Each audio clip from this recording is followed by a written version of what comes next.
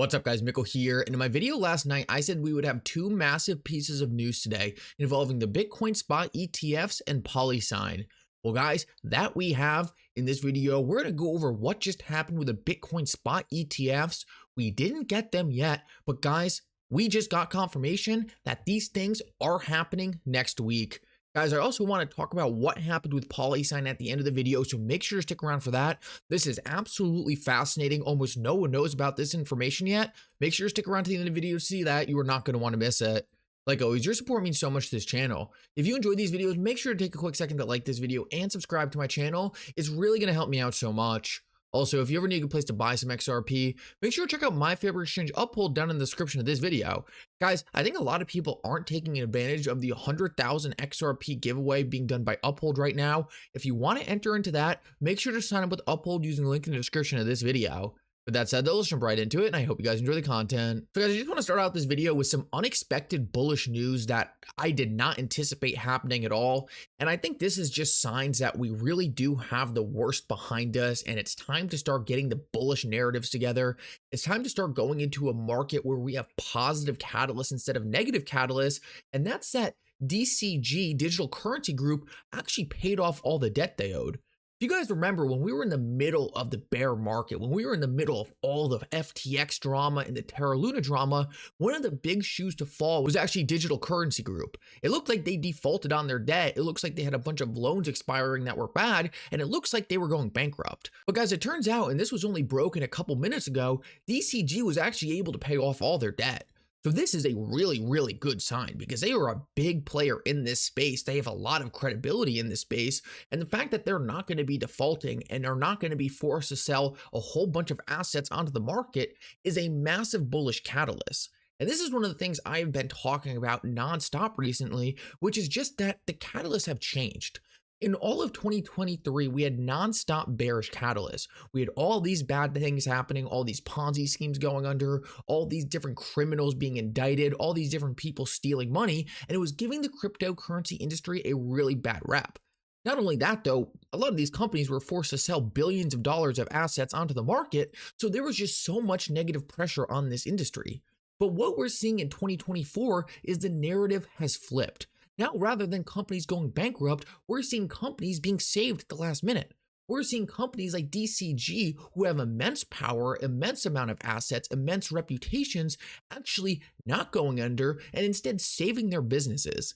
Guys, this is a fantastic piece of bullish news that I was not expecting to see at all. I consider DCG pretty much dead. I thought there was no way they were going to survive, but it looks like out of nowhere they have paid off their debt and they're going to be able to survive. Overall, just a bullish piece of news I was not expecting. And guys, what you're going to notice in this video is that's really the theme of how 2024 is starting, which I think is going to be really good for this market over the next year. So guys, the next thing we need to talk about is actually around the Bitcoin spot ETFs. Now, there were some rumors yesterday that we might have seen these things approved today.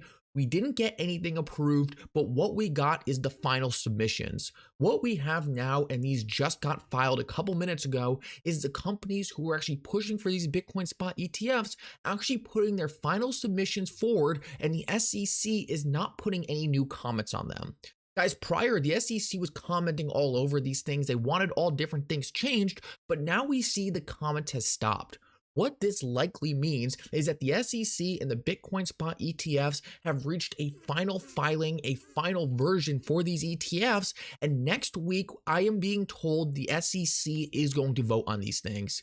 Now guys, I don't think there's any way these things are going to be denied at this point. You do not come this far for the SEC to randomly change their mind. So guys, it looks like these things are all systems go. The SEC has essentially already approved them by not putting any new comments on them. Now we're just looking for pen to hit paper and for these things to officially be launched. Guys, this is super exciting because we're already getting estimates on how much value is actually going to flow into these things. Initial estimates at first are that BlackRock already has $2 billion in value sold to their customers. They're just waiting for the product to be released. Now, guys, this is super exciting because BlackRock only has $10 million worth of Bitcoin right now. So essentially, BlackRock is going to have to buy $1.9 billion of Bitcoin as their customer funds flow in. And even more fascinating than that is the fact that it looks like a lot of these estimates are likely very conservative estimates. We're hearing other reports from people inside BlackRock that it's actually closer to 3 to 4 billion. And guys, this is just BlackRock. There is more than just BlackRock filing for these Bitcoin spot ETFs. You have 12 other of these things about to go live, and one of them is ARK's ETF, which is also a colossal one. It's going to draw massive amounts of volume and inflows. So guys, this is absolutely awesome. The inflows into this market, the demand this is going to cause on this asset class is going to be a game changer. And I just want to show you the gold ETFs real quick because I think it's going to give you a better idea. Guys, take a look at this chart. I think it's absolutely fascinating. What you're looking at up top is what happened to the price of gold when the first gold ETF was launched. What you can see is the price of gold went absolutely parabolic. The gold ETF was not priced into the price of gold at all. And what we also know is gold is still heavily manipulated in ways they're not going to be able to manipulate Bitcoin. So the price of Bitcoin could get possibly even more exponential than this, and likely will. But what you're seeing is that Bitcoin is being positioned perfectly to have an even more exponential run than gold. The ETF is not priced in. It wasn't priced in with gold. I doubt it's going to be priced in with Bitcoin. And the fact of the matter is institutions can lie about how much gold they actually have. They can pretend they have gold they don't. They are not going to be able to do that with Bitcoin. With Bitcoin, we will be sure that the institutions have to have the Bitcoin they claim they do, which I believe is going to make this market run even harder.